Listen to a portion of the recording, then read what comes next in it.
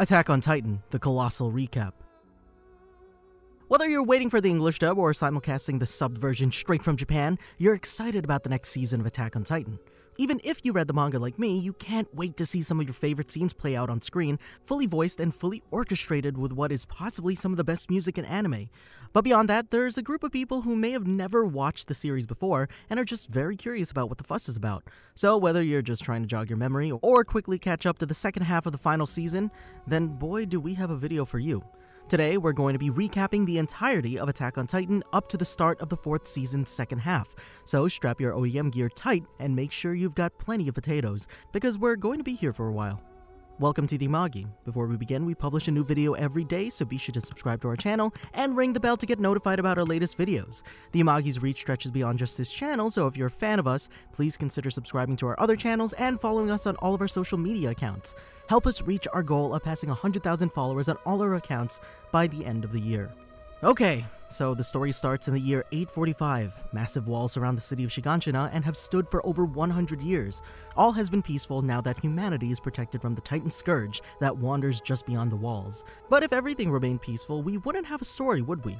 The series focuses around 3 characters, the primary protagonist, Eren Yeager, and the secondary protagonist, Mikasa Ackerman and Armin Arlert. Eren is a young man who views the walls as nothing more than a pin separating cattle from wolves. Despite being safe, Eren believes this peace won't last forever and hopes for true freedom, to be able to go beyond the walls.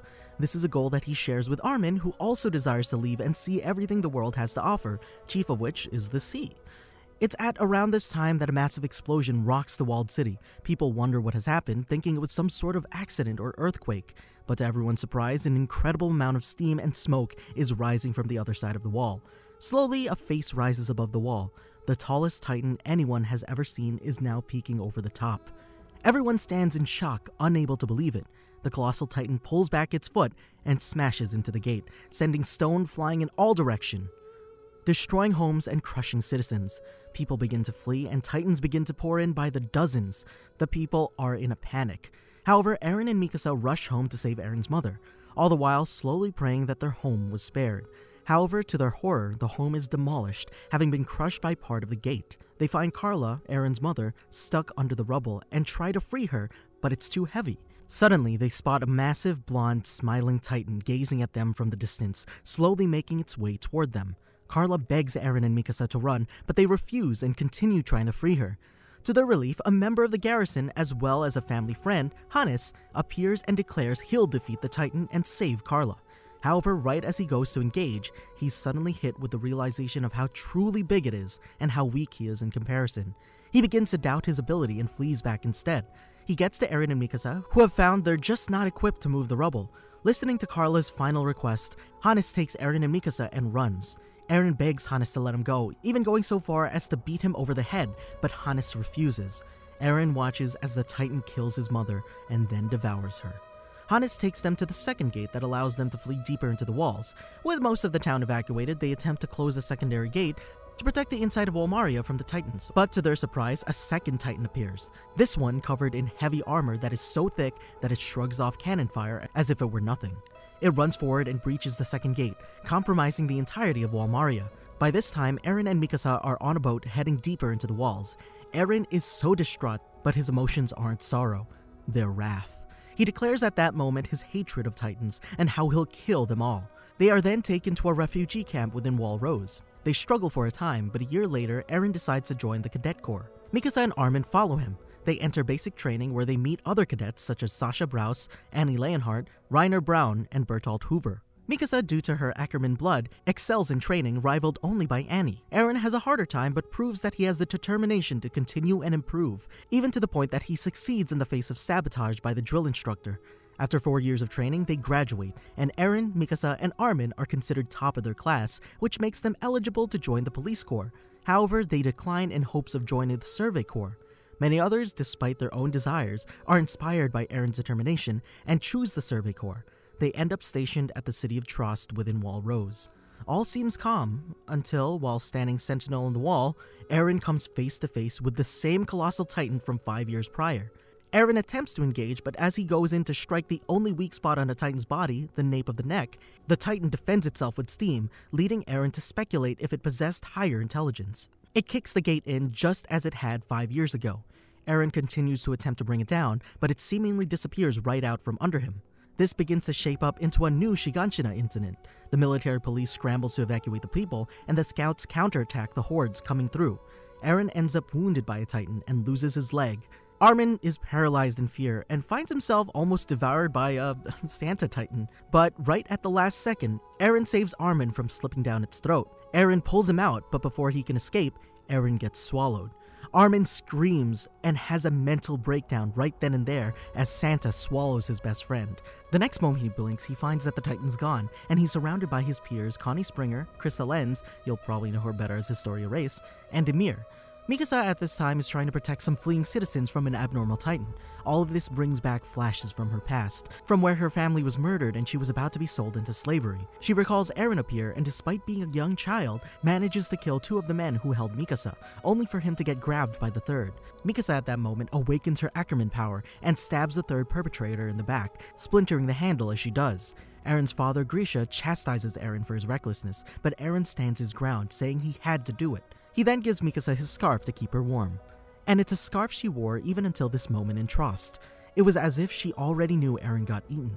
She tries to reunite with her squad only to find that Armin is the only survivor, but she remains visibly unshaken despite having lost her best friend and childhood crush. The scouts begin to lose heart as they realize they're almost out of gas and blades, and lose even more heart when they see the supply depots overrun with titans. However, Mikasa defies this fate and insults the pride of all the other scouts, insisting that she'll take the depot back all by herself. Rallying together under Mikasa, the squads begin to head to the depot. However, Mikasa is emotional despite maintaining her stern appearance, and overuses her gas, being the first to smash into a wall when her ODM gear gives out. After all her bluster, she appears to give up. A titan comes her way, and she instinctively dodges, despite asking why. She then finds that she's cornered, sandwiched between 2 titans now, and resigns herself to her fate. It's then that she's surprised to find the second titan knock the first silly with a mean right hook. This second titan brutally kills the first.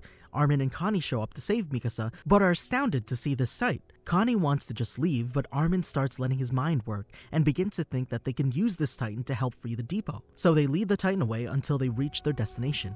Just as predicted, this titan went rage mode and started obliterating every other titan in its sight. While this aberrant was fighting the titans outside, Armin began to devise a plan to take back the storage room from the smaller titans by using a group of scouts lowered on an elevator as bait, and then the more elite scouts strike from above. This plan proves to work beautifully, and the depot was taken back. Outside, the titan begins to grow tired and becomes overwhelmed. Once free, the aberrant falls to the ground, and they're shocked to find Eren pulling himself free from the nape of this titan's neck. Mikasa has a Mikasa moment with Eren, and Armin is befuddled at how Eren got in there, and how his limbs are regenerated after being severed. It was revealed that after being eaten by Santa Titan, Eren found himself in its stomach alive. He witnesses another scout begging not to die before being pulled under into the stomach acid. Eren's rage fills to the brim, and it triggers his Titan transformation. They take Eren over the wall but find themselves at gunpoint as Eren was witnessed coming out of the Titan. The only possible conclusion they can get was that Eren was the Titan and prepare to execute him out of fear. However, before they fire, Eren partially forms another Titan body, shelters Armin and Mikasa in its ribs, and manages to catch the cannonball headed their way with its arm. Mikasa is ready to run off with Eren, but Armin convinces them to let them try once more to reason with the scouts. Eren shows his complete trust in Armin and decides to let him try. However, the fear and the people before them, having just witnessed another Titan form out of thin air, are not ready to listen as their terror has overtaken reason. Armin prepares for his demise, but before any of the soldiers could fire, they're stopped by Commander Dot Pixis, who spares them. Having been saved by the commander, Eren walks the wall to listen to what he has to say. Commander Pixis asks if Eren's willing to try to use his powers again to help seal the gate and retake Trost. Eren agrees, and Armin helps the commander and his subordinates formulate a plan. It's determined that there's a large boulder towards the wall that they could use to close the breach in the wall, but only a Titan is strong enough to lift it. That's where Eren comes in. They begin the operation and Eren transforms, but he's unable to control himself and nearly kills Mikasa before feeding himself a knuckled sandwich and takes a power nap while his face regenerates. Armin tries to wake him up and reminds him of the sea and what they had hoped to do. It isn't long after that, Eren regains control and manages to stand. He lifts the stone and manages to close off the breach. The operation is deemed a success, and the rest of the Titans in Trost are exterminated, giving mankind its first real victory over the Titans. They then tally the dead and find that the battle was not without its cost. However, there are mixed feelings surrounding their use of Eren and his Titan power. People are afraid that he might be mankind's destruction, and so Eren is arrested and taken to stand before a military tribunal where Commander-in-Chief Zachary will give his decision. Both sides make a very good argument, with the scouts stating that he could be used against the Titans, and with the opposition citing that Eren is an uncontrollable loose cannon. In the end, Levi kicks the crap out of Eren and states he will take responsibility for him. Given Levi's outstanding track record, Zachary grants permission for Eren to join Squad Levi.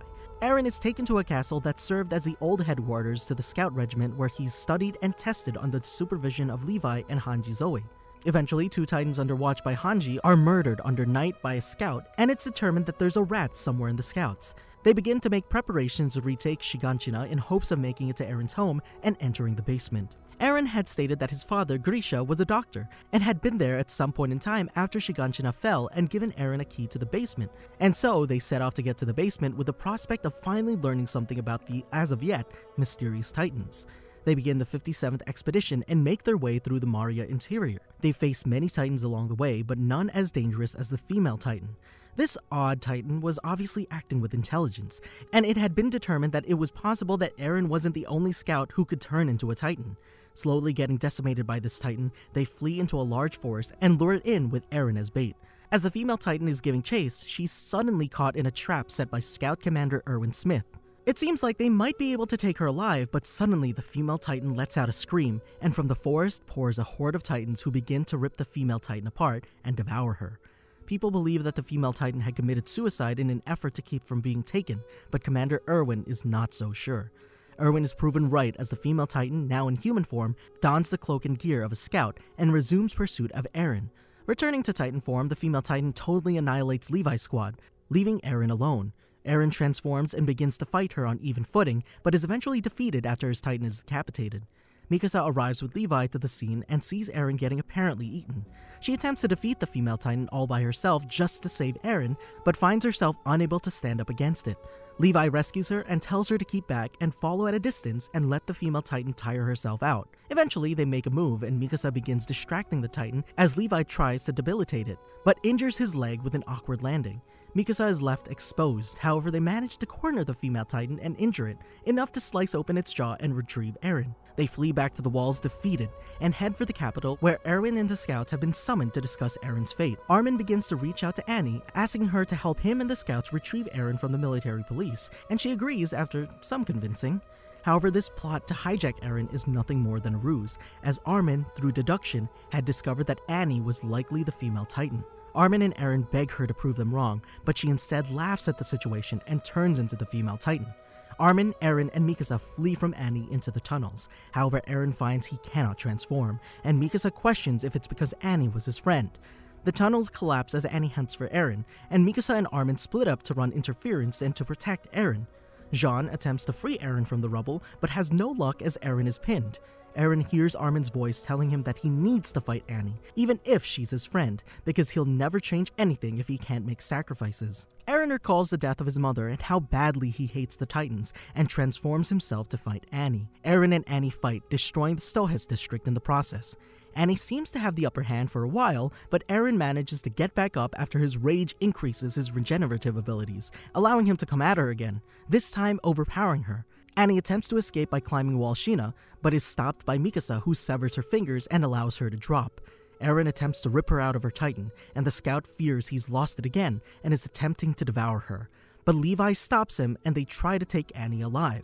To their surprise, however, Annie encases herself in a crystal. Erwin attends an inquiry to clear his name, as there were a lot of casualties during this attempt at drawing the female Titan out. However, it's proven that he was correct, and he's cleared. Back at the wall, Annie's escape route is being investigated when a piece of wall falls away with the face of a Titan appearing in the walls. Hanji Zoe proceeds to investigate it, and a pastor of the wall cult, a man named Nick, commands them to cover the Titan's face. Hanji Zoe interrogates Nick in a very intense way, but Nick's determination to die before telling them anything is enough to call their bluff. Meanwhile, Erwin is informed that there are Titans roaming the interior of Wall Rose. Within rows, a new Titan is spotted, a Titan that appears like an ape and possesses the uncanny ability to speak and control other Titans. Back in Sheena, Armin and Hanji hypothesize that all of the walls are made of Titans, and that they're used in a similar ability to the hardened skin that Annie's Titan displayed to create the walls. The scouts then depart from Stohis, taking Pastor Nick along to interrogate further. The scouts in Walrose proceed to start evacuating the settlements nearby due to the appearance of Titans. They come upon Connie's hometown of Ragako and find it destroyed. However, there's no blood, carnage, or sign that there was ever a fight, and so Connie feels that everyone escaped earlier. However, he's caught off guard by a Titan laying on its back, crushing a building and immobilized. They question how it even got there, as it has no ability to walk, but decide to leave. As Connie prepares to go, the Titan speaks to Connie, telling him, "Welcome home." Connie questions what he hears, but continues on anyway. Connie and his group meet up with Krista and Emir's group and proceeds to check the walls by moonlight, but discover that there are no breaches. They decide to rest at a nearby castle for the night. Meanwhile, Eren is told by Hanji that he could possibly seal up the gate at Shiganshina if he can manage to use the same hardening ability as Annie. Pastor Nick informs them that he can't divulge any information, but if they wish to get to the bottom of this, they'll need the help of Krista Lenz. Back at Utgard Castle, everyone's resting, and it's discovered that Ymir might be more than she seems when Reiner finds her stealing food and somehow reading the label of a can which isn't in a language spoken within the walls.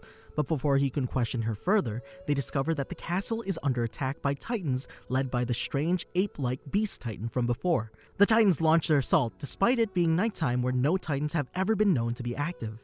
The castle is slowly overrun, and the only equipped scouts are killed. Fleeing to the top of the castle, Ymir decides that now is the time, and jumps off into the horde, transforming into a Titan herself, much to everyone's surprise. In the past, Krista recalls a memory of their training in a snowy mountain. Krista, Ymir, and a cadet named Daz are separated from the group, with Daz in bad condition due to hypothermia. Krista, despite low chances of being able to survive with Daz slowing her down, continues to move forward. Ymir accuses her of trying to die on purpose so she can be hailed a hero. Krista then informs Ymir of her past as a noble lord's illegitimate daughter who was forced to join the military. In the end, Ymir transformed into a Titan to save Daz.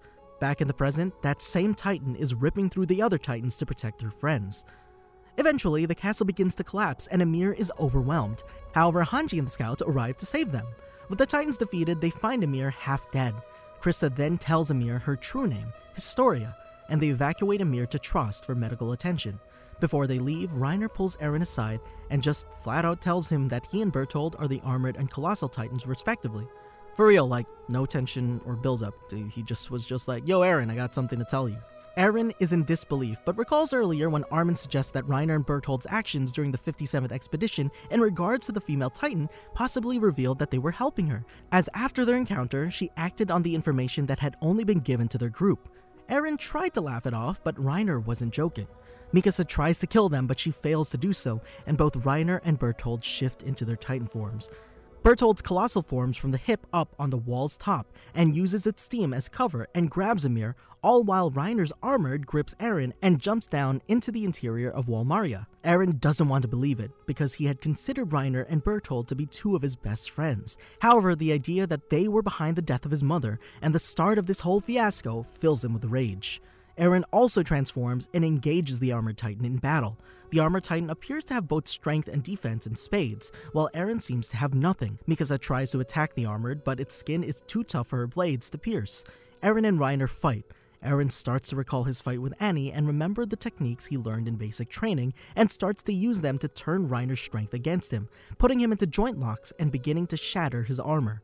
Eren is appearing to be close to winning, but Reiner pushes Eren along the ground to the side of the wall and lets out a roar. The Colossal then falls down on top of them. The armor then pulls out of Eren's lock and rips him from his Titan body and proceeds to run off with Bertold and Ymir with him. The scouts sit atop the walls, recovering from their encounter. Mikasa wants so badly to follow after, but can't until the horses are brought over the wall. Erwin eventually arrives with reinforcements and horses, and they engage in hot pursuit.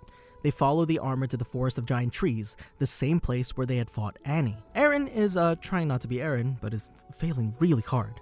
He does somehow manage to pull some information from Reiner and Bertholdt. They inform him that they're planning to take Eren to their hometown because of his powers. As they talk, it becomes apparent that Reiner is unable to compartmentalize his emotions and has developed a split personality disorder, in which case he's unsure who he really is. In the distance, flare guns are seen, marking the arrival of the Scout Regiment's special formation. It then flashes back to Amir's childhood, where she was homeless in a strange land, Marley, where she was chosen by a rebel from the Eldia Restorationists to be the figurehead of their movement. However, they're raided, and Amir is blamed for carrying the name of the founder. She's taken to Paradis, where she's turned into a Titan. She spends the next 60 years roaming until Reiner's group, consisting of Reiner, Bertholdt, Annie, and another young warrior named Marcel Galliard, are resting. Ymir devours Marcel and seizes his Jaw Titan and manages to return to her human form. Reiner claims that they can protect Krista and give her a life if Ymir gives herself up and helps them get Eren home. She agrees and helps them. The scouts chase them in, and Ymir takes Historia. They flee, and the scouts continue the chase. Despite being in Titan form, the scouts manage to catch up. Mikasa attempts to attack Bertholdt and take back Eren, but Reiner covers them with his hands to protect them from her. The rest of the scouts who had been in the 104th Cadet Corps with Reiner and Bertholdt show up and attempt to convince Reiner and Bertholdt to give up, and Bertholdt appears to be fracturing. However, he tells them that there's no return from this mission. All of this is an attempt to distract them as Erwin rushes in, using himself and his squad as bait to bring more Titans in to corner the Armored Titan. Erwin loses an arm in the attempt, but he manages to stop the Armored in its tracks. Now under attack, Reiner can't continue to defend Bertholdt and Eren. They manage to rescue Eren, and Connie and Sasha manage to rescue Historia. However, this plan is a double-edged sword, as the Titans are also attacking the scouts. The Armored Titan attempts to stop Eren from escaping by throwing other Titans at him like a true Chad. Eren and Mikasa then find themselves standing before the same blonde, smiling Titan that had killed Eren's mother, Carla. Hannes wishes to make up for failing to protect them earlier and avenge Carla. However, he dies in this attempt. The Titan comes after Eren and Mikasa as well. However, Eren, with his determination to protect Mikasa, screams and goes to punch the Titan with his tiny fist, which sends a shock through Reiner and Bertholdt and begins to command the other Titans to devour the Smiling Titan. Eren and the scouts are confused at what's happening, but Reiner realizes that this means that Eren truly does hold the Founding Titan, otherwise known as the Coordinate, and flees from the Titans that Eren has turned on them. The scouts give up the chase, having taken back what they lost. A week later, an investigation is finished and reported that the Titans within the walls were actually citizens of Ragako. Levi questions his ability to kill Titans now, knowing that they're other people. Eren also considers his new power and remembers how many people died to rescue him, vowing to use the power to help humanity. All the while, back at Shiganshina, the Beast Titan awaits Reiner and Bertholdt's return.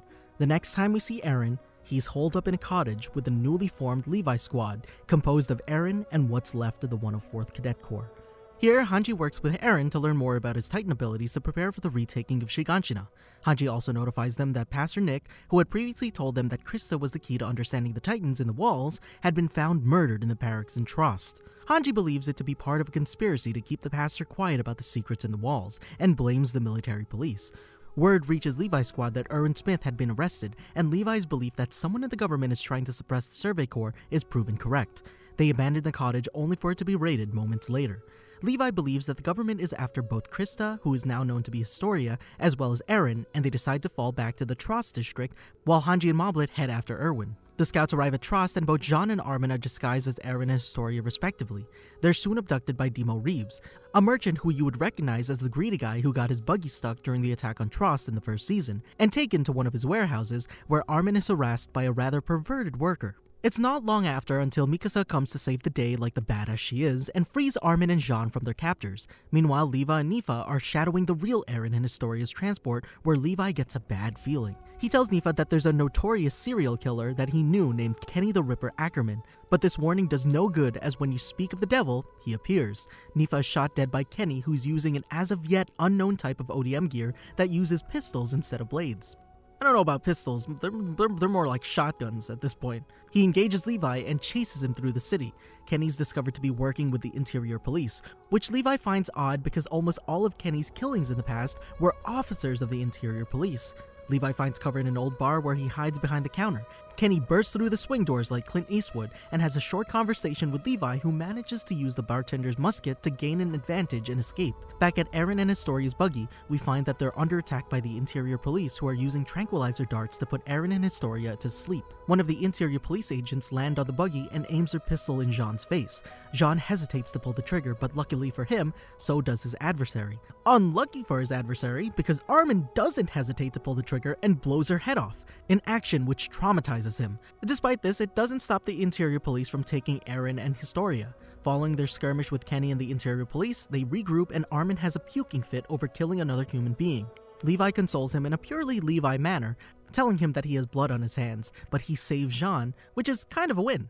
They interrogate Demo Reeves, who now believes to be in danger, but Levi offers protection in exchange for cooperation, something Reeves agrees to. Hanji arrives at where they're holding Erwin and hopes to help. Levi's squad captures the two interior police agents who murdered Pastor Nick and, uses advanced interrogation techniques. They learn that the current king, Fritz, is a puppet and that the true royal family are the races of which Historia is heir. In the night, Demo and his son are preparing to move, but Demo's son, Flegel, decides that now is a good time to listen to the call of nature and heads to an alley to relieve his weary bladder. It's at this time that Kenny comes from the shadows and murders Demo, all while Flegel watches. We cut to a flashback of Historia explaining her upbringing on a small farm owned by the Race family, and about her mother who wanted nothing to do with her. She mentions how her mother was murdered to keep her existence quiet, and how Historia would have been too if not for Rod Race, who had her adopt the name Crystal Lens and sent away to join the military. In the present, Historia, now with her father Rod, are taken along with Aaron back to the Race family estate. Hanji informs the scouts that they plan to have Aaron eaten to take his Titan abilities, and Erwin explains to Pixis about the bloodless coup he plans to enact. Erwin tells Pixis a story about his father, and how he dared to question the history books the government gave them, only to be silenced. He says he wishes to take back Wall Maria, as well as plans to instate Historia as the next monarch after realizing that the current is a fraud. Erwin is later arrested for the murder of Demo Reeves, and the scouts head for the Race estate to save Erwin and Historia. Levi, with the help of two interior police agents, Marlowe and Hitch, manage to subdue a camp of police agents, where they interrogate one on the location of Aaron and Historia.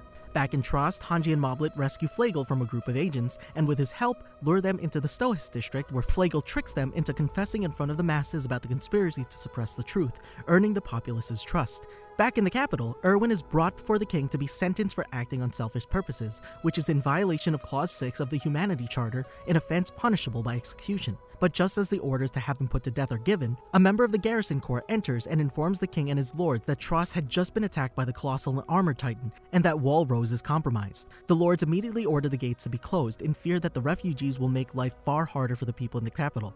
Commander-in-Chief Zachary arrives and informs them all that the report was a ruse used to test the lords, and that they failed to keep their own charter, which they accused Erwin of breaking. Pixis then informs the king and the lords that the military will now take over the government and finalize the coup. Meanwhile, Hanji tells the scouts about the mysterious deaths of the Race family at the chapel. In that same chapel is an underground cavern where Aaron finds himself chained. Historia appears to Aaron and speaks to him, informing that, despite everything, her father has good intentions. Rod eventually instructs his daughter to touch Aaron, triggering some of the Founding Titan's powers, restoring some of the memories which it had previously been used to hide. This triggers memories that show the Race family gathering in the caverns at the time of the attack on Shiganshina 5 years earlier. The memories bear witness of Grisha Jaeger, Aaron's father, finding them. Moments later, Grisha transforms into a Titan himself and attacks Frida Race, Rod's other daughter, who had been bearer of the Founder prior. After a short battle, Grisha manages to consume Frida, seizing her Founding Titan. He then proceeds to smear the other Race family members on the ground, with only Rod escaping. Aaron is shocked seeing this, and to say that Historia doesn't begin to form a grudge against the Jaeger family might be a lie. But from this touch, a second set of memories appear.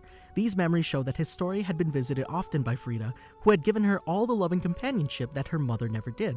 But the saddest thing was that Historia couldn't remember these things due to Frida's position, which meant she had to erase these memories prior to leaving. Kenny Ackerman appears and informs Rod Race about the coup and prepares to defend the caverns from assault. Meanwhile, at the capital, Pixis informs Erwin of their discovery of the Race family's ability to manipulate memories, meaning that if the Race family retrieves the Founder, their entire coup will mean nothing, as nobody, including the scouts, will remember what happened. And so, Erwin leads an operation to save Aaron from the Race family. Back at the chapel, Squad Levi find the entrance to the underground cave and prepare to launch their attack. They move in and engage Kenny and his squad. During this time, Rod explains how the walls were formed when the Founding Titan commanded some Eldians to become Colossal Titans and harden in a circle around the city. forming the walls now known as Maria, Rose, and Sheena. He also explains that Frida, in a sense, lives on within the Founding Titan, and that if Historia reclaims it by eating Eren, she'll be able to see her sister again. Kenny overhears the conversation, especially how only the Race family can make full use of the Founder, and is furious. In his anger, he wounds Eren, saying that he wants it to be a fair fight. Historia is about to use the syringe with Titan fluid within it to transform into a pure Titan and devour Eren, but she realizes that Eren isn't fighting back.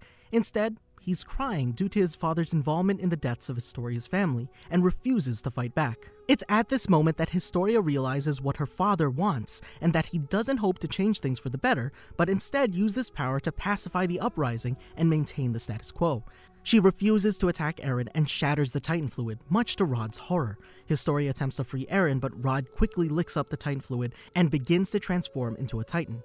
Squad Levi reaches Eren and helps free him, however Rod Race has already begun his transformation into a massive Titan, the proportions of which have been unseen in the series up to this point, dwarfing even the Colossal Titan. Eren, in a moment of crisis, shatters the Titan fluid from the vial before in his teeth and transforms into a Titan, managing to develop the ability to harden. He uses this to safeguard himself and his friends from the new Titan, which begins to rip through the cavern ceiling and pull itself out. Eren and Squad exit the tunnels and meet up with Erwin. They explain what's happened and view the Titan from a distance. They're unsure how to stop it and fear it will continue its caterpillar crawl all the way to the Orva district and destroy the city, beating the massive yet slow Titan to the district where the scouts begin to form a plan. To everyone's surprise, Erwin decides to not evacuate the district as the Titan will be drawn to the large concentration of people. They inform that people at daybreak that it's just a drill to keep them from panicking, and begin to prepare for the oncoming monstrosity. Eren at this time looks down and sees a group of 3 children that reminds him of himself and his friends back at Shiganshina, and he recalls what's important here. He dramatically punches himself about 4 or 5 times with everyone around him, thinking he's either dumbass or insane, but he claims that the old Eren is dead and that he's a new Eren. They finish preparations by gathering as much gunpowder as they can. Since they can't get close enough due to the heat coming off the body, they decide to throw the gunpowder down its burning throat to blow the nape out from the inside. The Titan grows closer and the citizens start to notice the steam. They begin to fire volley after volley of cannon shot at the Titan, but it remains unfazed. The Titan manages to make it to the wall where it pulls itself up straight, revealing that all of that dragging along the ground has worn away the face, as well as chest and stomach of the beast, leaving its internal organs exposed. This gives the beast a terrifying visage which forever scars the kids watching, but also serves to be its downfall as it now has no lips to stop the gunpowder from going down its throat. Eren in Titan form tosses the barrels down its throat and the Titan bursts into pieces. However, this isn't the end. They know they still need to find the nape quickly and eradicate it, or else the beast will merely regenerate inside of the district. They switch to ODM gear and proceed to slice at the pieces coming down. However, the father-daughter bond allows Historia to find it, and despite it being her father, she destroys the nape, killing her father and defeating the beast. The civilians gather around Historia. She stands and informs them that she is the next ruler of the walls. Back at the estate, Levi finds a badly burned Kenny sitting against a tree. Kenny explains to Levi how he got involved with the Race family in the first place. Levi's own history is exposed as the illegitimate son of a woman in a brothel, and that his mother died from a sexually transmitted illness, leaving him half-starved, which is likely the explanation for Levi's off-jabbed-at stature. Kenny shows up and rescues him and teaches him how to survive, and as soon as he sees that Levi can survive himself, he decides to go out for milk, which he never brings home. Please tell me you understand that. Anyway, Kenny at some point in time found himself in battle against Uri Race, Rod's brother, who was the previous holder of the Founder before Frida. Kenny's almost about to be crushed, but instead, Uri gets down on his hands and knees and begs for forgiveness to how the Ackerman clan had been treated. The two start up an uneasy relationship where it's revealed that Kenny had a dream. He desired to get the power of the Founder himself because he wanted the same happy, pacifist nature that Uri possessed, but couldn't at this point. Levi notes that Kenny is on death's door, and Kenny laughs and shows him a pilfered syringe with Titan fluid. Kenny says he could inject himself with this and live forever, but in the end, Kenny decides that he doesn't want that, and he dies instead, leaving Levi with the Titan fluid, which he takes back to Erwin and the scouts.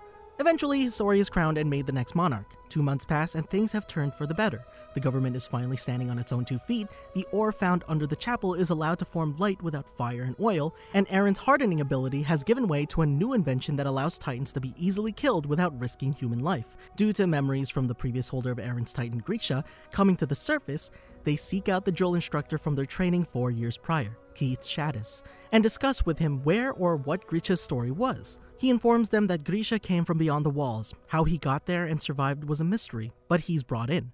Grisha appears to have amnesia and can't tell where he came from. He does remember that he's a doctor and manages to save the town of Shiganshina from an epidemic. He tells them how he met Carla and gave birth to Eren, but he later tells them how he and Grisha found Eren and the others in the refugee camp in Wall Rose 5 years earlier, and that he took Eren aside and was never seen again. After this story, they return and begin to make preparations to retake Wall Maria. It's the night before the operation. Hanji studies the Titan fluid and is unable to identify it, nor able to replicate it, as it vaporizes when exposed to air.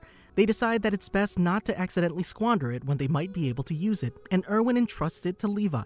Levi tries to convince Erwin to stay behind, but he refuses, wanting to see the inside of the basement and prove that his father was correct and that there are humans beyond the walls. Levi relents. The scouts have a big party and eat their fill, with Sasha trying to commit an act of cannibalism due to a meat rage she had entered, and Jean and Eren proceed to put up their dukes and have a rumble. After this, Eren, Armin, and Mikasa reminisce about their pasts and how they got this far. They then prepare for the next day. The scouts, getting the heroic send-off they always desired and deserved, set out under the cover of a moonless night through the forests towards Shiganshina.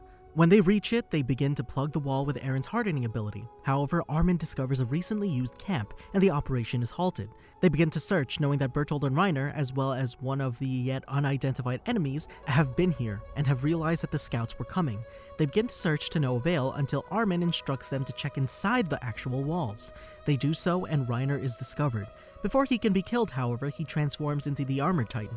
They then find themselves surrounded by dozens of Pure Titans, all led by the Beast Titan that had appeared previously near Utgard Castle.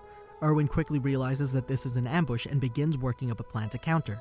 The Beast Titan rains stone artillery down on them, sealing off the gate, trapping the scouts in Shiganshina. The Beast Titan then begins to target the horses. 3 squads are sent to defend the horses from the onslaught of Pure Titans, while Levi and Hanji attempt to tackle the armored with the newly created Thunder Spears.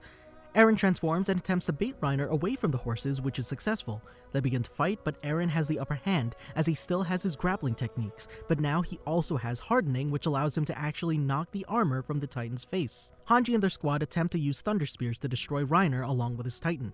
Realizing he's in the world's biggest pickle, Reiner lets out a roar which signals the Beast Titan to throw Bertold, who's packed up in a barrel, into the city. Bertold witnesses Reiner on the ground and tries to help him, asking him to turn on his back if he can hear him.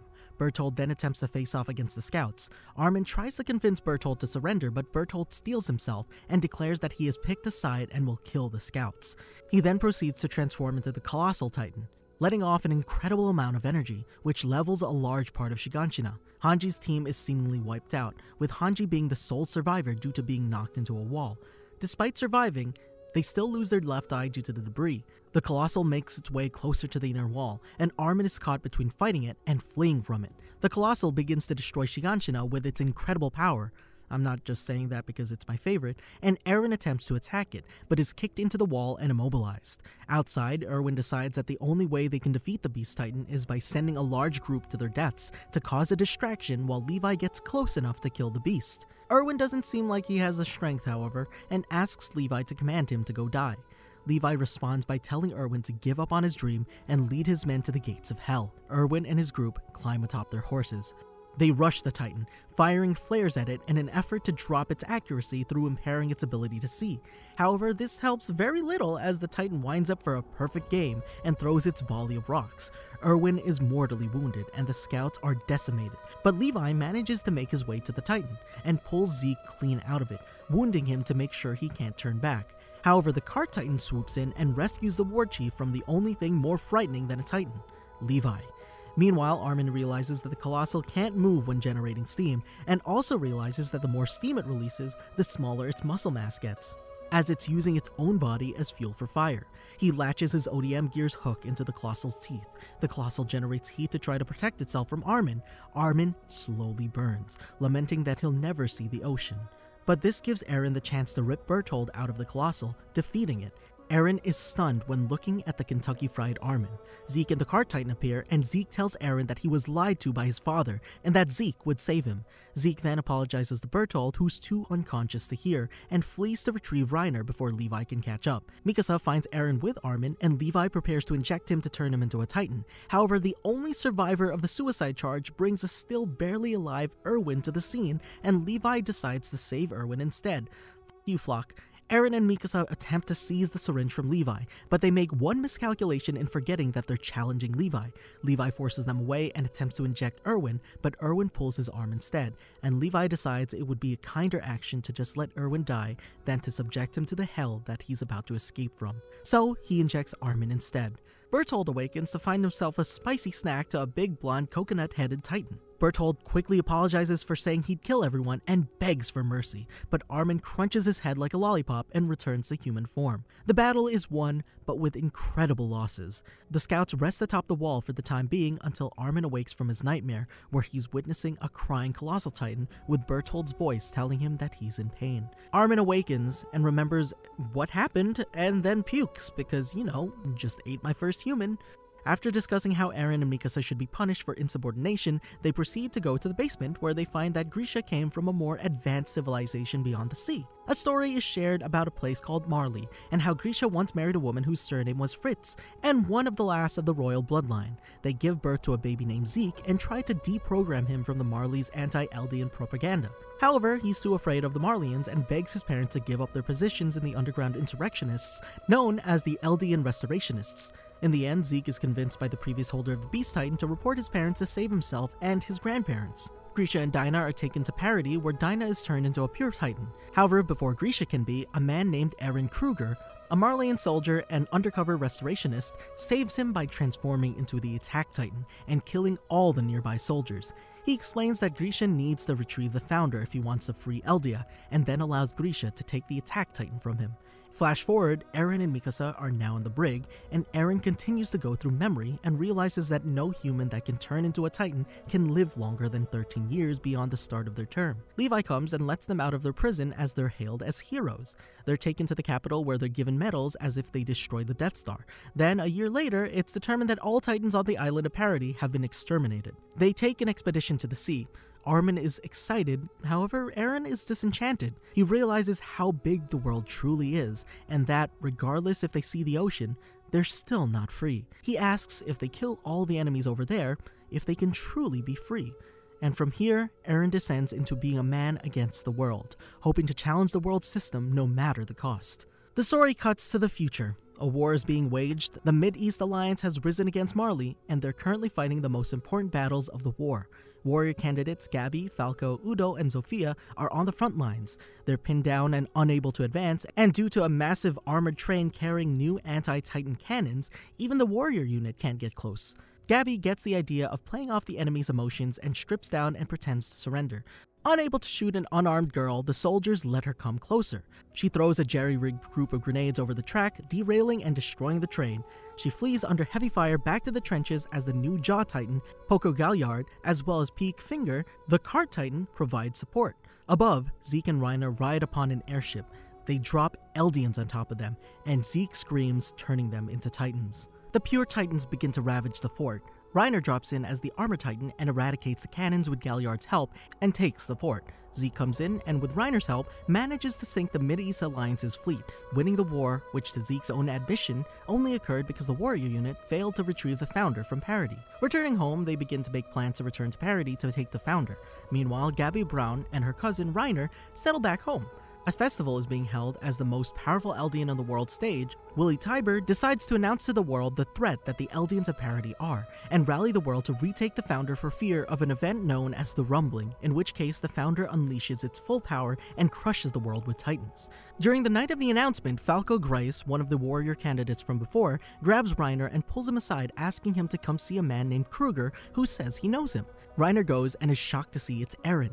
Reiner knows what Eren means to do and begs him to stop, but Eren transforms into the Attack Titan and bursts through the stage, devouring Willy Tybur and then killing the government officials that were watching from the side.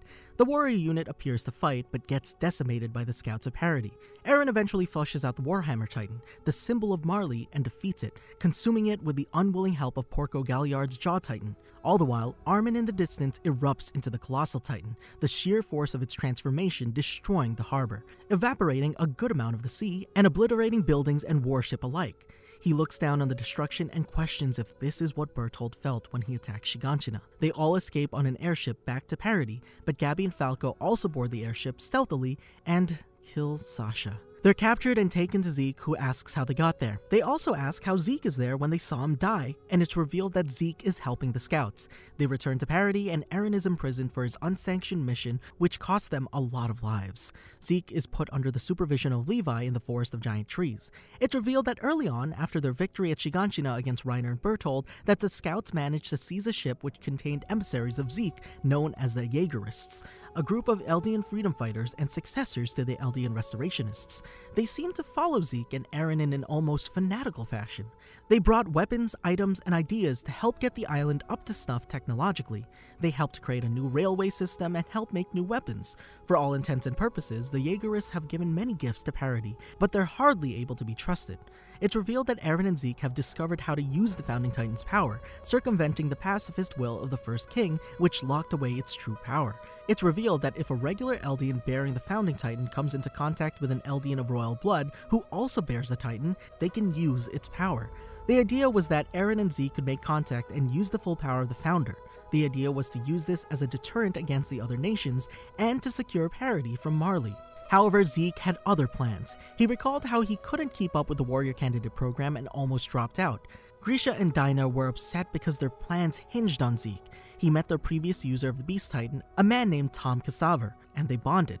It was Mr. Casaver who convinced Zeke to sell out his family and earn his spot as the Beast Titan.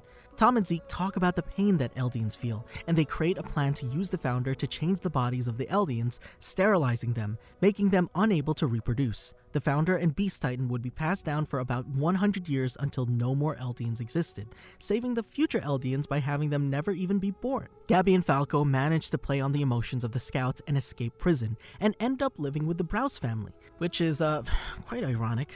They get invited to dinner by Niccolo, a Marleyan chef who had been in a relationship with Sasha. Gabi and Falco decide to use this as a way to escape, but they're unaware that Niccolo had been in love with Sasha. They tell Niccolo, and he flips out, and bonks Falco in the head with a bottle of wine, some of which gets in his mouth. Trust me, this is important. Niccolo goes back to the dining room with Gabi and Falco and holds a knife to Gabi's throat, much to the Browse family's surprise. Niccolo decides to give Sasha's father the chance to kill Gabi, but instead, he forgives Gabi and convinces Niccolo to let them go. The scouts are about to arrest Niccolo, and he informs them that they should rinse Falco's mouth out. He informs the scouts that the wine had been tainted with Zeke's spinal fluid, and that Zeke has the ability to create titans from Eldians who ingest his spinal fluid. With this brought to light, the Jaegerists take control, and the scouts don't have much of a choice but to cooperate. Meanwhile, in the forest, Levi has decided to kill Zeke, but Zeke screams and turns most of the scouts nearby in the forest into titans, and tries to escape, but fails and is captured by Levi, who takes a bit more pleasure in keeping him from transforming than is natural. He stabs Zeke with a thunder spear and informs him that if he moves, he dies. Well, Zeke moves, but doesn't die. He does get blown up though, and so does Levi.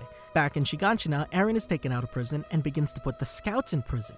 He starts with Armin and Mikasa, the latter of which he insults prior to beating the crap out of the former. He then commands Gabi to cooperate with him, but is found by Pieck, who had infiltrated Paradis to prepare for the counterattack of Marley. She threatens Eren, but Eren calls her bluff, and she gives in. She offers to join the Jaegerists. She claims that the Marleyans need to be punished, and they head to the rooftop. However, she reveals it was but a ruse, and the Jaw Titan comes up to consume Eren, but Eren narrowly dodges, losing his legs in the process. He transforms into the Attack Titan to defend himself. In the distance, Reiner is seen coming in on an airship, and the episode ends before they can have their big showdown. Wow, that was a lot to go over. But what do you expect from such an intricate and often complex series? I hope you managed to stay with us to the end, and if you did, congratulations! You're now caught up on Attack on Titan. What was your favorite moment of AOT? What was your favorite Titan? Are you looking forward to the next half of the season? I know it's airing right now by the time this video goes out, but yeah, I'm definitely excited for the rest of the season. I read the manga, but it's still like freaking amazing watching it all animated. Remember, be courteous to the other viewers and keep spoilers to a minimum. If you did enjoy this video, be sure to like, subscribe, and ring the bell to be notified when more content like this drops. Peace.